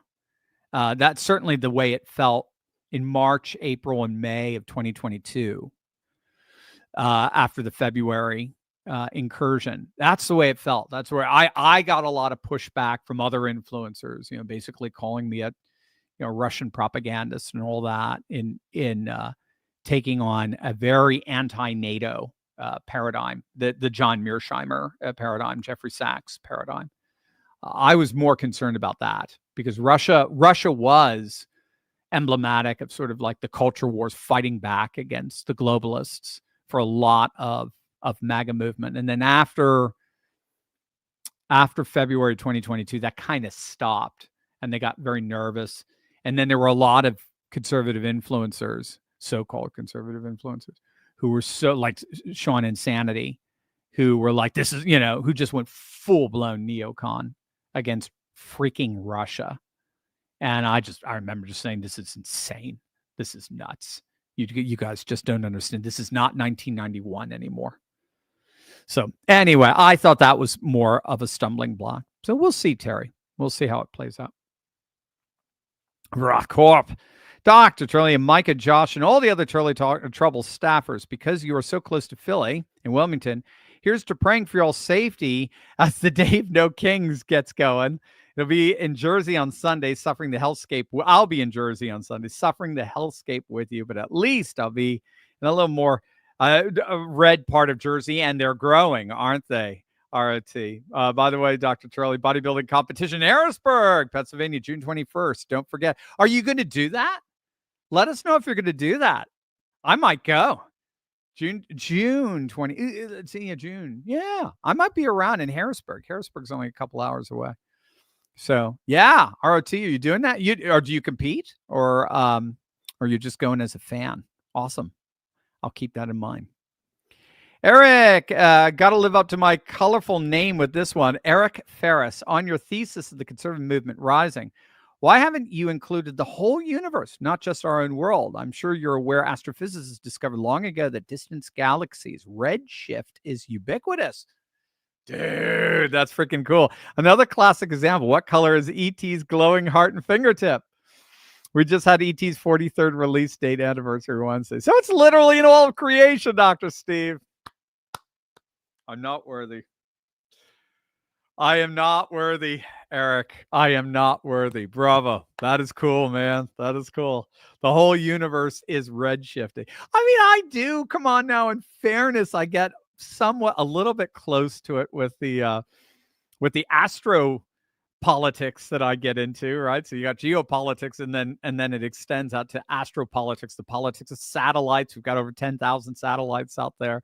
The vast majority of Americans, the politics of space stations, the politics of space travel, going to Mars and the like. So yeah, no, and I talk about the noosphere. So you got the geosphere, the biosphere, and now we've got the noosphere with the digital civilizations. I get, and that's infinitely scalable, and that's what can connect us to interplanetary civilizations. I try to get there, but you out cosmosed me. That was brilliant, Eric, brilliant. Robo Guy, with these theatrics, I can say the Democrat Party are not clowns. They're the whole dang circus. Grab your popcorn. You like salt or butter on your? I do love both, I gotta say, but I'm mostly butter. Buttered popcorn with a Diet Coke. I've been on a diet. I've been back on my PhD Dr. Ashley Lucas diet. I know a lot of you have been on. That's what I lost 60 pounds on, but I gained another 20. So Dr. Ashley intervenes that you gotta knock that off. And I'm almost there. I'm almost at my 20-pound mark there. So I have to refrain from the buttered popcorn and Diet Coke, but nothing compares to that. I love that. So yes, I'm with you, RoboGuy. I'm absolutely with you. We're just watching them die right now. They're in death throes right now. Again, it could change. It can get a little bit stronger, and maybe some life can get breathed back into them. But right now, they are just falling apart. And I just think we just have to and the media doesn't know what to do with it. The media is doing everything they can to try to spin it from that progressive realist perspective. Yeah, history's really on the side of this. The guy standing on a burning car waving American flag. Yeah, the arc of history moves in that. I mean, it's just impossible. Sean Haney, Dr. Steve, have you watched the recent Jerry Peterson interview with Sam Harris?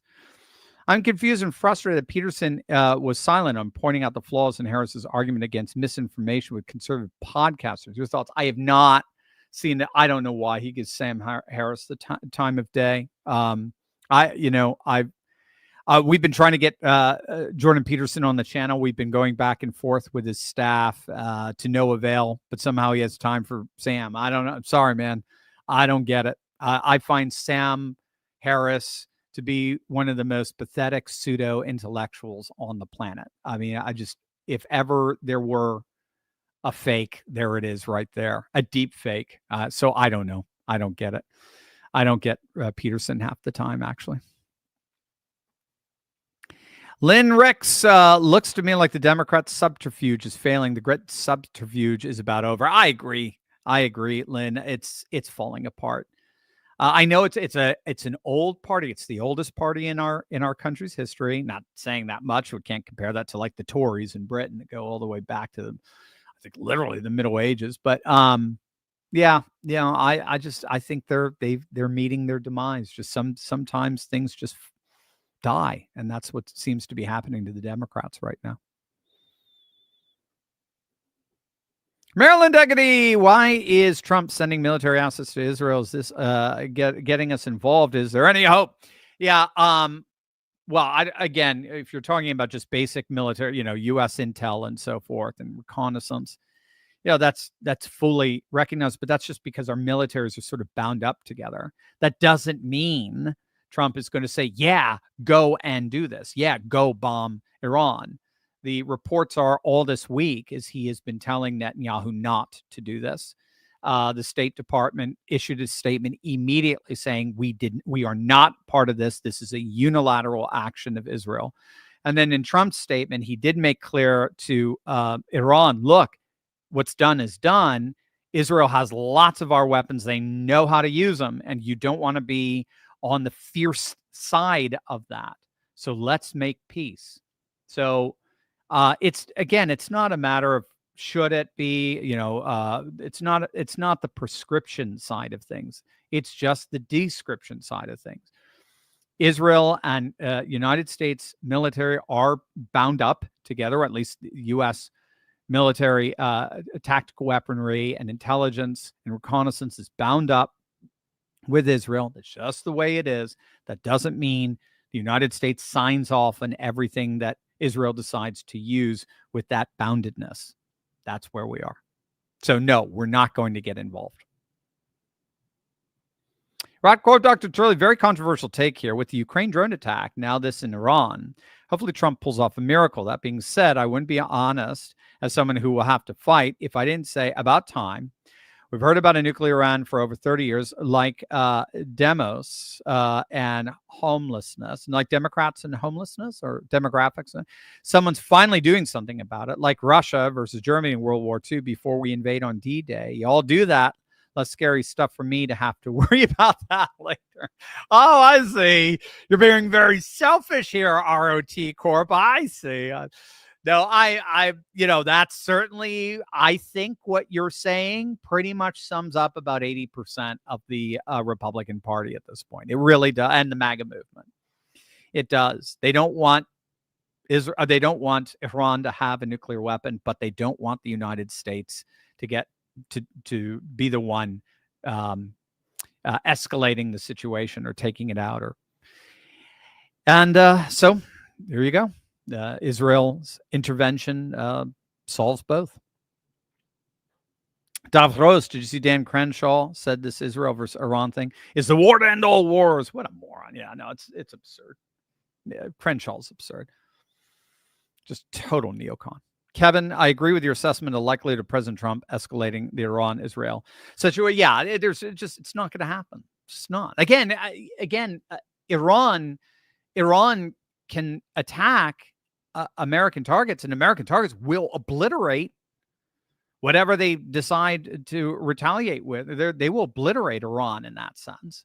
So again, it's just dumb on their part to do it. But there's nothing they can really do. They're not a nuclear power. This is not troops and tanks. This is entirely an aerial conflict, drones, you name it.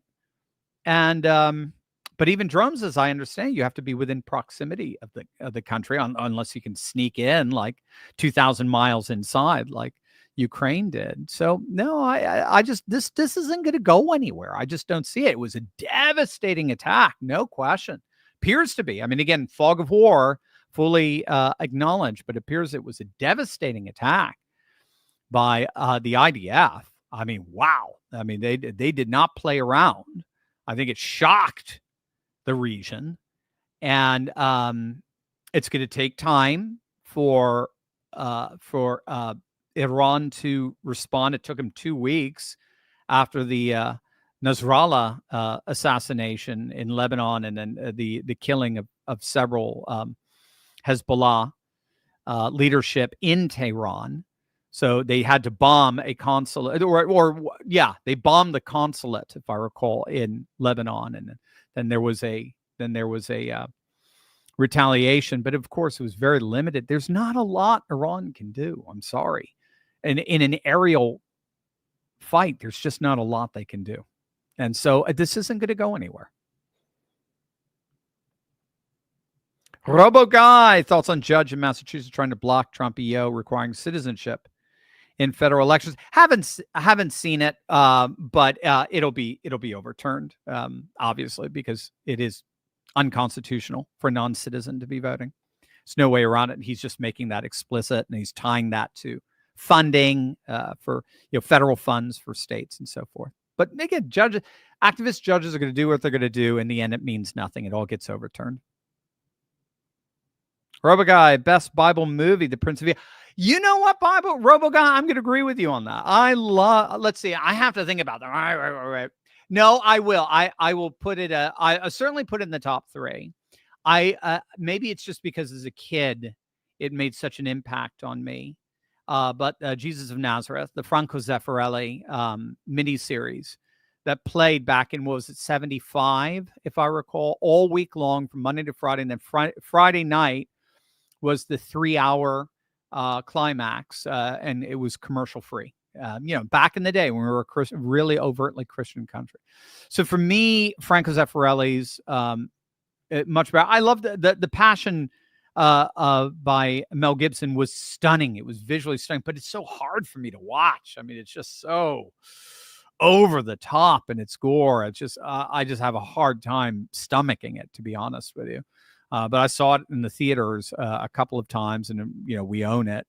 But my kids growing up watch The Prince of Egypt probably at least once a week. It's just a beautiful production. If I recall, it was Val Kilmer who was the Moses voice in there. Very beautiful. He had just had a very sonorous voice, which unfortunately I think he lost, right, to a certain extent with the cancer, the throat cancer. But absolutely amazing biblical film. I know, I'm telling you too much. You guys are going to hate me for it. I'm not a big fan of the 50s and 60s epics, the 10 Commandments. Ben-Hur is beautiful, but I don't know. It's hard for me to sit through the whole thing. I can watch scenes, but it's hard for me. My wife loves old movies. She has no problem with the kind of cinematographic structure and style of the film, whereas I'm much more of a modern. Even the 80s movies are a little old for me, except for Die Hard, of course, the greatest Christmas movie in the history of humanity. Record, the competition in Harrisburg is a fan, not competing. Got it. Sorry for not being specific. I want to compete in Atlanta in August. Harrisburg will be my first introduction to see what I'm getting myself into. Yeah, and I interviewed a friend to this channel. Why am I forgetting his name? Deal. Anthony, isn't it? Anthony Deal, if I recall. He won the America's Strongest Man competition, and he's in Lancaster. You guys should hook up. Maybe just let's see.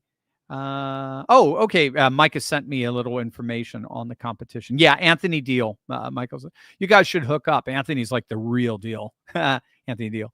That's cool. That'd be good for you guys to get to know each other. Life of Brian, great movie. What do you see regarding the primaries? 80% of MAGA energy should be spent on getting rhino scalps, especially if Trump endorses them. Need leverage versus Trump. Yeah, no, I'm with you. I think Cornyn is gone. I think Lindsey Graham is gone. I think Lindsey has 2 viable opponents. If they don't split the vote, they can settle in on one. I think Lindsey Graham is gone. Tom Tillis may be taken out. So, yeah. No, that's the way to go. Scalp them in deep red places where you're guaranteed a Republican seat. Get rid of them. You know, you're going to have to deal with the Collinses, at least for the time being, the Murkowskis for whatever reason, because Alaska's pretty solid. Rand Paul has been very disappointing. We'll see. I just, you know, Kentucky, for whatever reason, this libertarian stuff is just nonsensical as far as I'm concerned. But no, his seat is safe.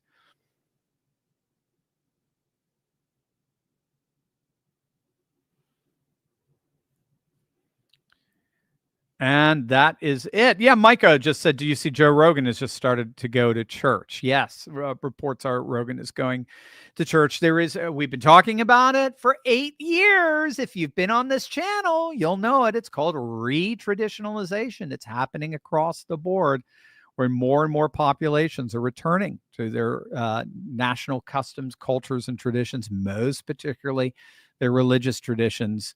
We're seeing it. We're seeing it everywhere. If you have this notion that there's a one-size-fits-all scientific rationalism, and that's enough to know the world, and it transcends the preconceptions of the knower, that you're a globalist. So I've met a lot of non-church-going, non-religious, as it were. I think everyone's religious. Obviously, you guys know that from a cultural anthropological perspective. But I've met a lot of non-religious MAGA folk, or, you know, just nationalist populists. And I pointed out to them, you know, your politics are nationalist populist, but your epistemology, your way of knowing the world is globalist, because you know the world the same way Sam Harris does. And Sam Harris is a globalist.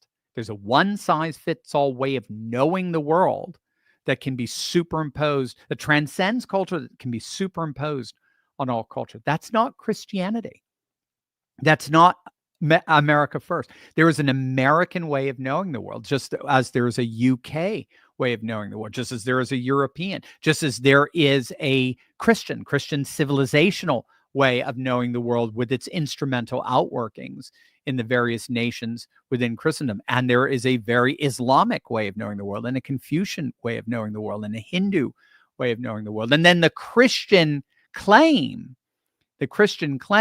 is that Christ, as King and Lord of the cosmos, his vision of reality, which we live in by virtue of faith, his vision of reality wins.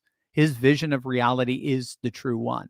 But the idea that scientific rationalism, which was forged within a Christian culture through the knowing, the form of knowing known as scientia, that the idea that could be extrapolated from its Christian foundations and its Christian cultural ethos and environment, it could be extrapolated and say, oh, no, this is now the king. This is the way everybody now has to know the world, through empirical skepticism and through scientific rationalism.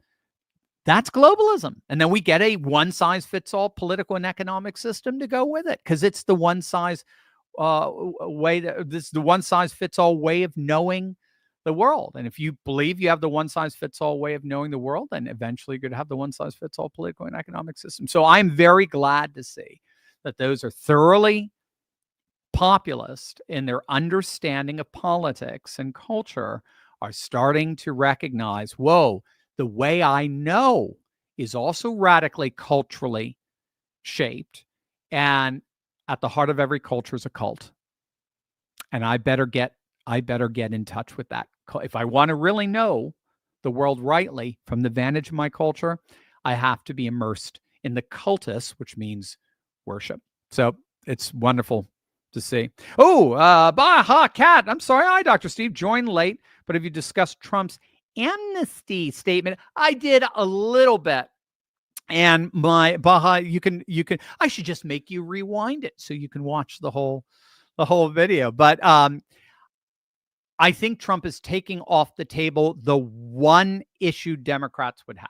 So Democrats have descended into lunacy. And so that now they're defending open borders. They're defending illegal migrants. But you will get flashes of sanity from someone like a Fetterman who says, yes, we got to close our border. I'm glad he did it. Yes, we got to deport every violent illegal migrant. I'm glad he's doing it. But And you're even hearing it in the media. But what about the farmers? What about the factory workers? What about the construction workers? What about all these people who've had these guys on for years? What about them? And you got to remember, farmers traditionally, particularly in Minnesota, Ohio, Pennsylvania, Michigan, Wisconsin, they've often voted Democrat because they saw the Republicans as sort of the robber barons and so forth, the party of the bankers. So that want to put them in foreclosure. So they tend to go with Democrats. So I think Trump is taking that issue away from them. Whether he's going to go and do anything with it is a whole nother story. I think Trump is taking the one lifeline the Democrats have for sanity away from them so as to ensure they've got no issues, they've got no leadership, and they've got no vision. That was the one thing they could have possibly had to say, we're with Trump 100% except when it comes to this. So when you vote for us, you're voting for the same level of what do they call it? Demigration or remigration. Kicking out all the violent offenders, kicking out all the gang members. We're with them 1,000%. We're going to work with Trump to make sure to do that. The sane Democrat would say this, but we're different in that we want families of law abiders to stay together. All right. We want the farmers to continue to be able to work out as they've been working for the last 20 years. And then if there's going to be a deportation process there, we want it to be much slower and much more systematic. We don't want raids. And so they have an opportunity to provide an alternative. And Trump, I think, is taking that alternative off the table. Oh, no, it's my idea. I've already talked about that. I talked about that long before you did. So that's and so he's trying to keep them boxed in to the realm of insanity. They've got no issues. They've got no vision. They got no leadership. And so what are they doing? Nick Castellanos, the brilliant veteran political analyst, said, without vision, without issues, without leadership, your party dies. And what we're watching right now are the Democrats in their death throes. That's why they look so insane. So Trump is trying to keep that death going, those death throes going. So that's what it is. Oh, did I say Alex Castellanos? Oh, Mike is laughing at me. I meant Nick Castellanos. We say Alex Castellanos because we're Phillies fans. So there you go. All right, guys. I think that's it. Correct? Other way around. Wait, did I get it wrong? It's Alex Castellanos. That's right. I said now I'm all mixed up. Bismo Funyuns, do you think the woke right nonsense cultural infighting will stop? It ought to. Again, this is an influencer fight. This is an intra-influencer fight. There is no woke right. I mean, it's just absurd. It's an absurd concept. I know what they're trying to do. I know what they're trying to get at, but it's it comes down to how do you define woke, and woke is the sanctification of the victim. That's what wokeness is. It's the sanctification of race and victimhood, and it is the attempt to try to use that sanctification as a way to be able to push those who are in dominant positions of power out so as to bring supposedly marginalized identities into the center. So it's not about eliminating discrimination. It's simply about flipping it and inverting it. And what is being called the woke right is actually a civil rights rhetoric that began around 2000, 90s and 2000, that said, in effect, wait a minute, we don't like this asymmetry. It was a civil rights issue. If you're telling us if you're black, you get to vote your political interests. If you're white, if you're Asian, you get to vote your political interests. And if you're Latino, you get to vote your political interests. But if you're white, you can't. Who made those rules? We don't like those rules. And if the new rules are you get to vote your racial interests, we whites want to vote ours as well. That's it. That's not woke. It's got nothing to do with woke. You're not, that's not, you don't burn down cities over that stuff. Wokeness is left wing, and it has all kinds of left wing baggage and frames of reference to it. Whereas that, that's civil rights. It's civil rights rhetoric simply being consistently applied. So, yeah. So hopefully I think it's going to die down. Bravo Gamer, what is your reaction? Oh, thank you for the euros. What is your reaction? What's happening in the Netherlands? Yeah, we hear it, Wilders, the fall of the government. Well, Geert, as I understand it, and I have not been able to keep up with it as late. Well, actually, I don't know if you're watching. I sat next to a very interesting fellow from Aruba, who is Dutch.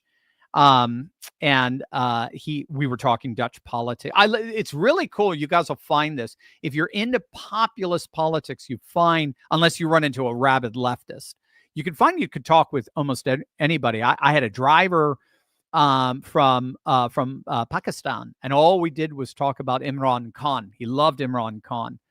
And we talked about how the establishment rose up and jailed him and basically trumped him and so forth. And then he shared with me that he did vote for Trump, and we had a great conversation. So if you're a populist, you can actually have great geopolitical international conversations. But yeah, he basically said that the Dutch establishment is doing to Geert exactly what they're doing to Trump, or did to Trump in his first term.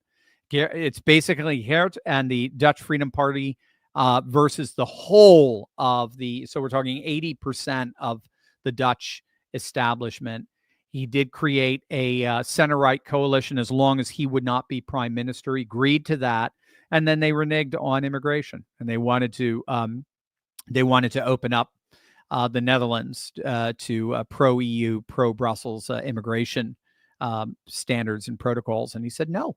And if you're going to do that, we ran on this. Netherlands are very conservative. Dutch are very conservative people. And so it's a huge Christian, very conservative, Dutch Calvinist population there. You even have a Bible Belt in the Netherlands. Very conservative people. They don't want it. They do not want these mass migrants coming in. And so Geert said, if you're going to go there, we'll force snap elections. I'm out.